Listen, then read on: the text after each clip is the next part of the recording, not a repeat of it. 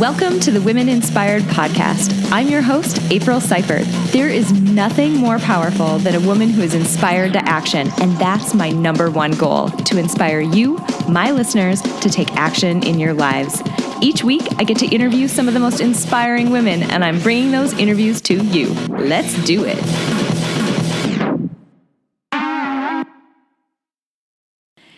Hey guys, and welcome back to the Women Inspired Podcast. I am your host, April Seifert, and I am thrilled that you joined me for this very special, very personal episode of the podcast.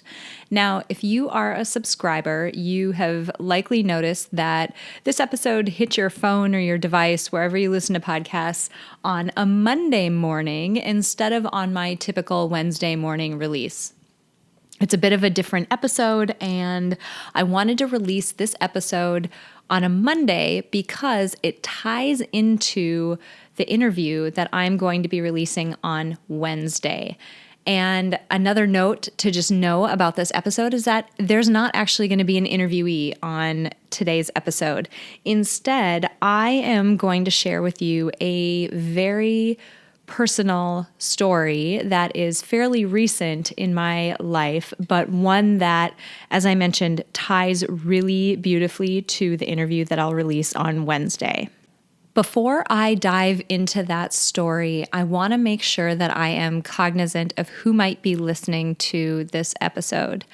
I want to give you a massive heads up. This episode deals with some very heavy information about my experiences with postpartum depression and the resulting PTSD type symptoms that I had after experiencing, that time period of my life.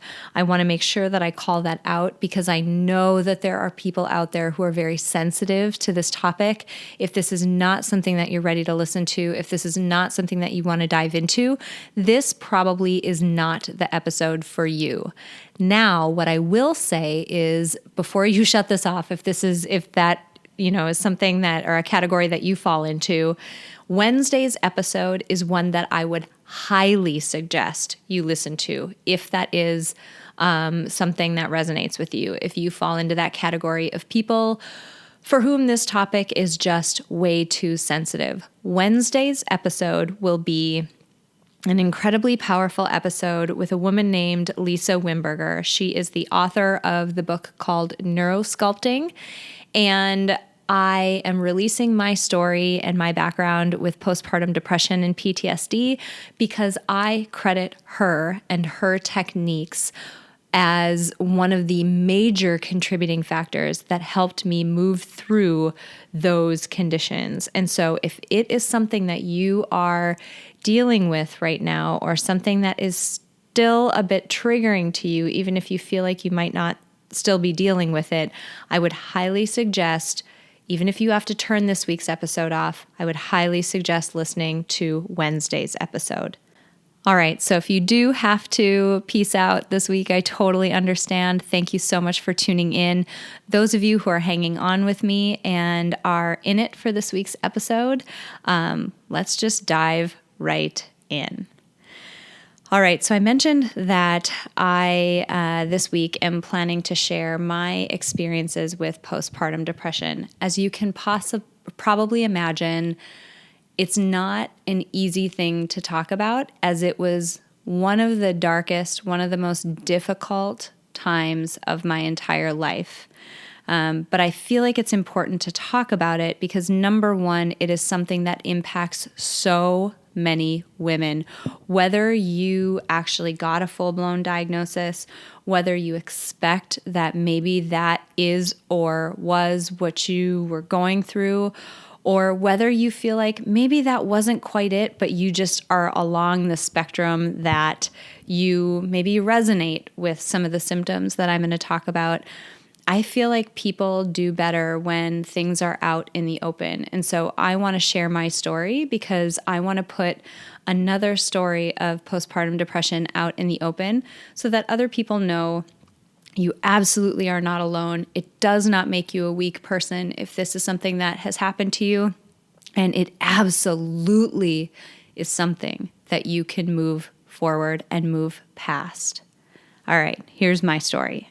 When I was pregnant with my daughter, I had a beautiful pregnancy.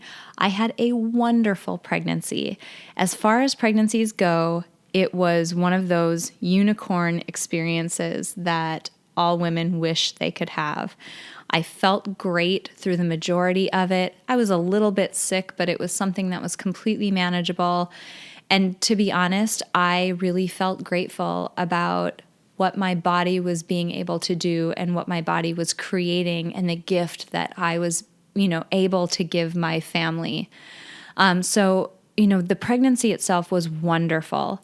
I also had, I've talked about it a little bit ancillarily on episodes prior to this, but I also had a wonderful labor experience. I had an amazing doula. My husband was incredibly supportive.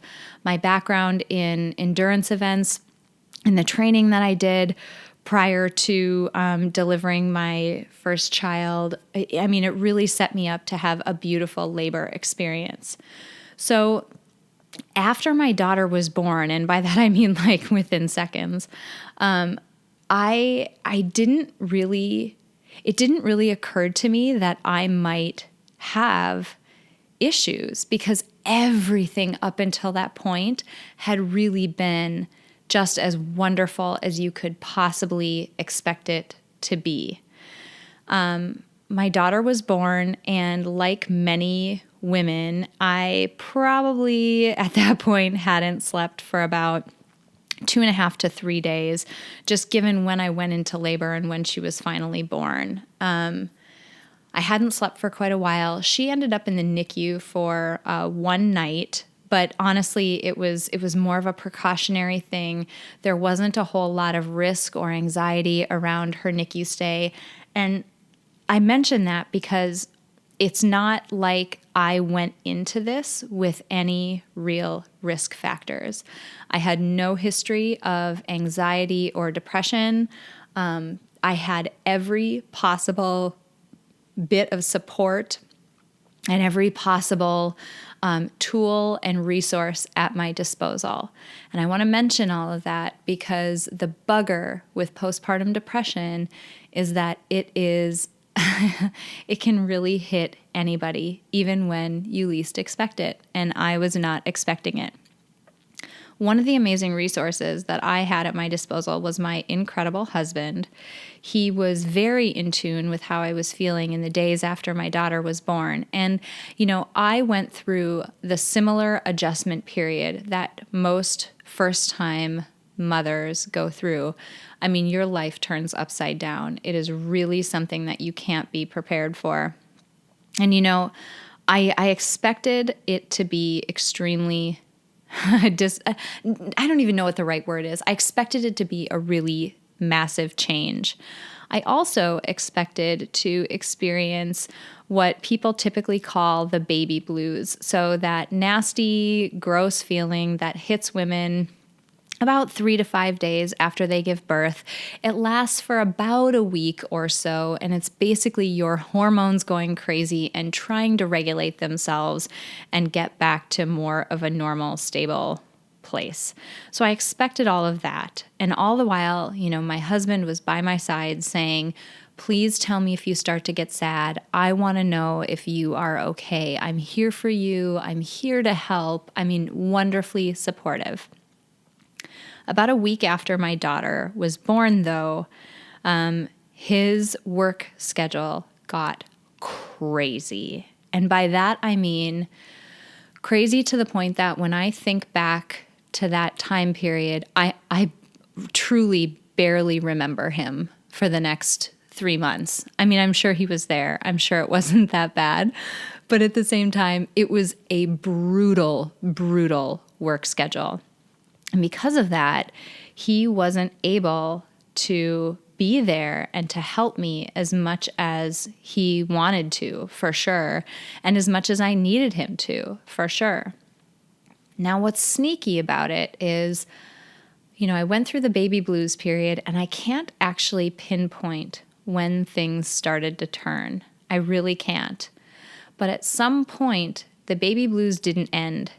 And at some point, that feeling of feeling really low and that feeling of, the best I can describe it is hopelessness. I can't even say that I was sad, because sad to me requires a level of engagement and even a level of energy. I mean, it takes energy to cry.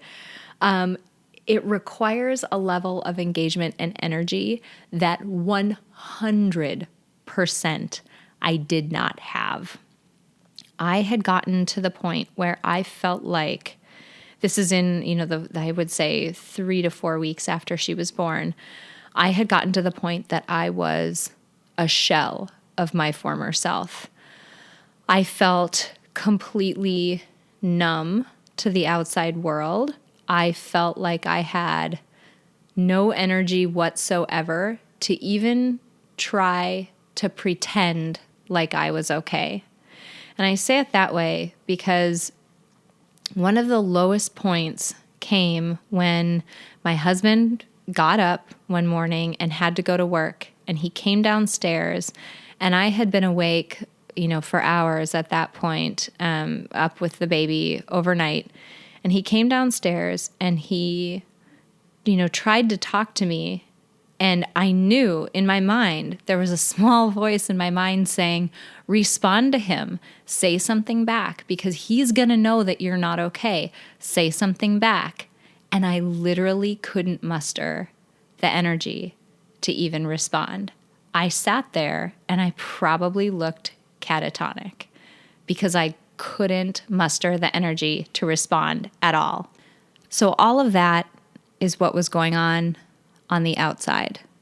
On the inside, what was going on is, something that is freakishly common for women to experience after they have a baby. And I did not know this. And so I'm going to be really specific about talking about it because it is so common that I just feel like it is just horrid that we don't warn women that this is something that can happen to them. About, maybe 3 weeks after, 2 weeks maybe after my daughter was born, I started having these incredibly violent, intrusive thoughts that I couldn't control. I was having just the most horrifying thoughts about think of the worst horror film ever. Terrible, terrible things happening to this baby. It was never me in my mind doing them, so I was never afraid that I was going to hurt her. But it was always someone else, a stranger who I couldn't place, was going to do the most violently horrible things to my daughter. And because of that, what happened is I didn't sleep all night because the baby was awake quite a bit overnight. They tend to do that, little buggers. Good thing they're cute, huh? I was awake all night long.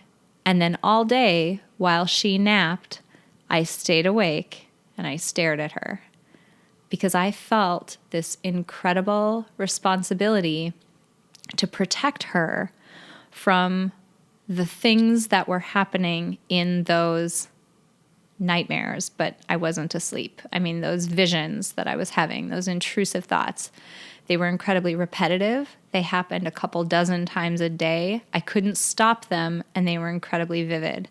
I'm not going to go into detail about what they are. Just know that they are incredibly painful to think about, something like that happening to your kid. And since then, I have learned that these thoughts are also incredibly common.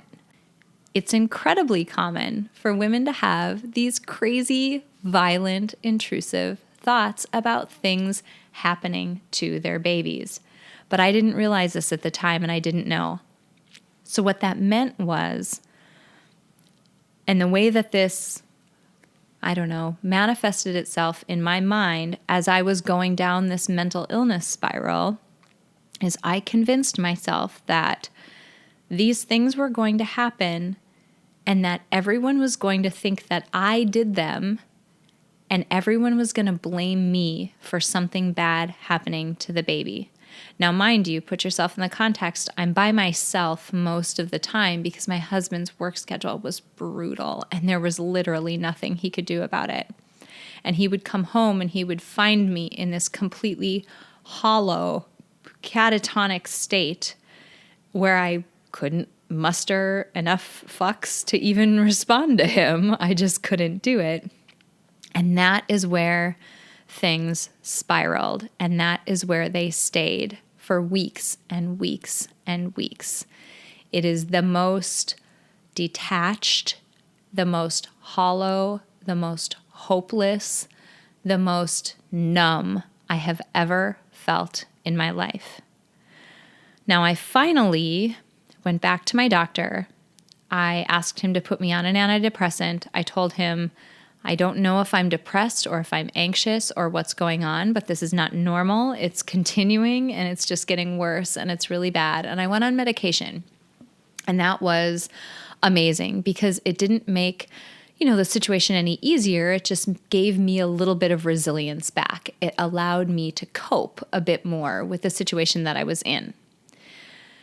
Now, after that, what I was not expecting is I was not expecting what turned into essentially post-traumatic stress disorder type symptoms. And by that I mean, as my daughter got older, I would say the first probably 6 months of her life, I definitely had some postpartum depression going on. But the 18 months following that, up until literally her second birthday, I would say, for the 18 months following that, she got to be a better sleeper. She was sleeping really long stretches at night. I mean, things were going really well. But what would happen is I would be fine during the day. I was resilient during the day. Things were totally fine.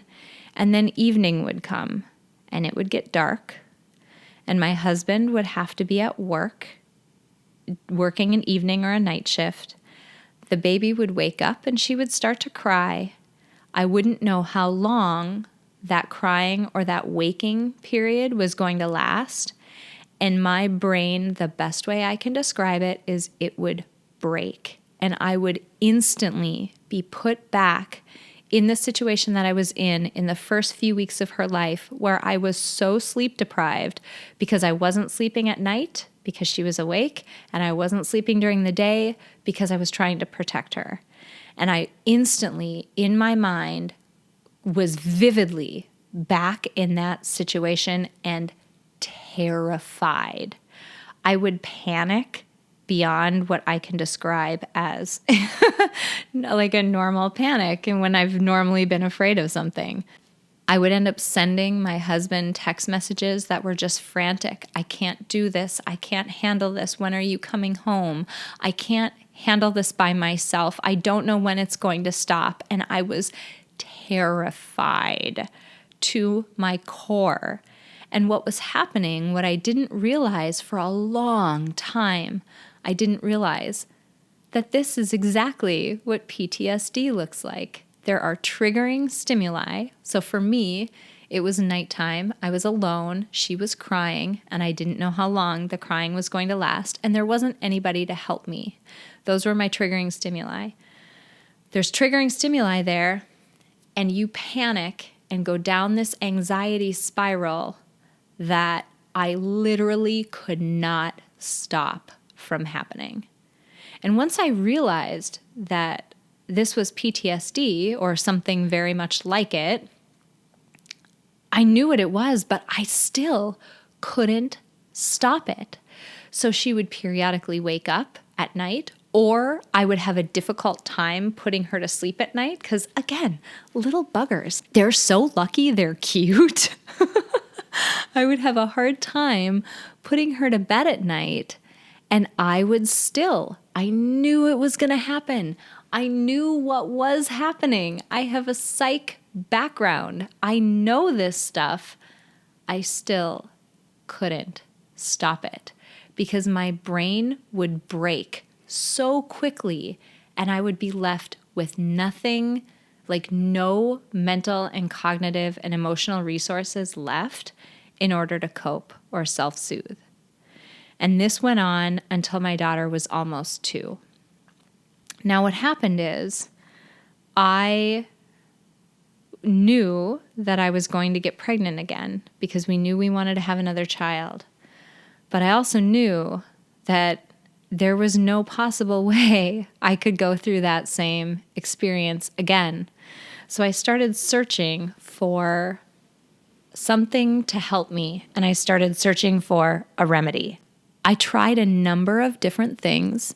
I tried traditional meditation. I tried journaling. I tried a counseling and therapy route. That did help some. I will definitely say therapy. Oh my God, please go. It did help some.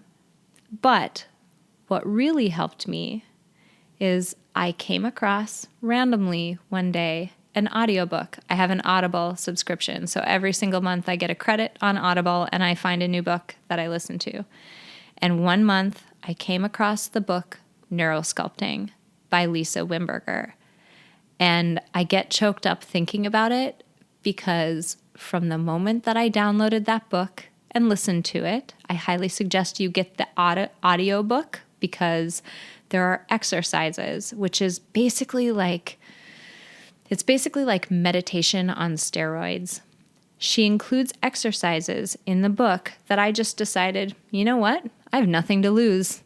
This is so awful that I have nothing to lose and everything to gain, and I'm going to throw myself 100% into these exercises, and I'm going to do them every day, and I'm going to see if maybe they will help me. So I started to do them, and within 3 weeks of downloading her book, I will never forget this. My husband, he was in the bathroom at the time. I'm sure he loves that I'm going to say that. But I walked by the bathroom and he said, "Hey, come over here for a second." And he was looking at his phone, right? I mean, you look at your phone when you're sitting on the toilet. So he's looking at his phone and he said, "You haven't texted me a frantic text message in weeks." And he's like, "You have been eerily calm for weeks. What did you do? What happened? You did something." And now, mind you, I had not told him that I downloaded this book. He didn't know that I was doing these exercises. I get up freakishly early every morning, and I was doing them at like 5:30 in the morning. So he was not up, and he was not aware that this was going on. But for 3 weeks, I did these exercises. And after 3 weeks, the transformation was, amazing enough that my husband, who had no idea that I had done anything different, it was drastic enough that he brought it up. I owe the biggest debt of gratitude to Lisa Wimberger and her work because she truly, I feel like she gave me my brain back. She gave me this clarity of mind and just this resilience that I used to have, but that I hadn't had for 2 years since prior to my daughter being born. And so I knew at that point that I absolutely had to reach out to her because the work that she's doing is just transformational. And I wanted to make sure that I helped share her work with other people. So this week, on Wednesday, I am thrilled to announce that Lisa Wimberger will be my guest on the podcast, and she'll take us through this incredible technique that she has developed called Neurosculpting. It is, like I said, meditation on steroids. It is wonderful, and I credit that for upwards of 80% or more of my recovery from both postpartum depression and the PTSD especially that followed. That was one of the darkest moments of my life. And if you've been listening to the podcast for a while, you know I've been through some stuff in my life. But that was one of the darkest moments of my life. And having come through it and being on the other side, it is incredible. incredible. I feel like I am stronger having gone through it. I feel like I am more resilient because of what I learned from that experience and the tools that I now have as a result of Lisa's work. So this week is a very special, very personal week on the podcast because I wanted to share my story with postpartum depression, both to just put another one out there and let you know that you are not alone. But also, I want to help spread the word about the amazing work that Lisa is doing because it is life-changing. It changed my life in the most fundamental way. She absolutely gave me my cognitive strength and my resilience back. And if you at all are struggling with mental illness or anxiety or PTSD or OCD or something else, I don't care. I can't guarantee you that you'll have obviously the exact same results that I did, that you'll have as transformational of, an experience as I did. But I will say, what do you have to lose? It is worth trying. So I hope you guys took a little bit away from this story. I hope, if anything, if you are a woman who has experienced this or you're, a partner of someone who may have experienced it, I want you to know that you are absolutely not alone. There is something on the other side of this, and you absolutely can beat it. Reach out for help, get the resources you need. And I know that Lisa is one of the ones that really helped me, and I'm thrilled to be able to share her and her work with the rest of you. So I hope you'll tune in for Wednesday's episode. I cannot wait for you to meet her. I can't wait for you to learn more about her work. Thank you guys so much for joining me for this special episode. I really appreciate it. I love you all.